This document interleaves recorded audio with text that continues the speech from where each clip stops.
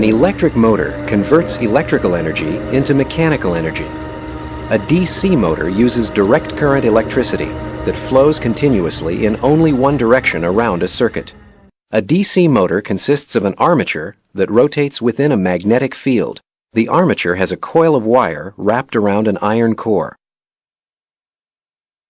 A source of electricity is connected to brushes, which make contact with the commutator on the armature. The commutator is a kind of switch that changes the direction of current flow in the coil as it turns. The electric current flows from the source to the motor and back to the source in one direction. The current-carrying wires in the coil experience forces in the presence of the magnetic field.